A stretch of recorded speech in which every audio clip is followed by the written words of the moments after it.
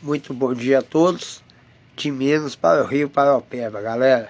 Esse vídeo foi me enviado agora para um seguidor em Vianópolis. Tá entrando daquele córrego do Distrito Industrial de Betim.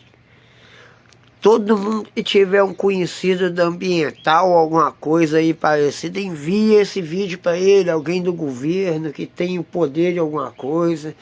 Que eu estou tentando fazer as denúncias, mas infelizmente não sei o que está acontecendo não, entendeu? Igual teve o negócio do minério lá em cima lá, deu nada.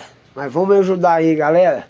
Todo mundo que tiver um conhecido aí da lei aí, manda para ele. Isso é agora, hoje, Rio Paraopeba, em Vianópolis, logo após a barragem, galera.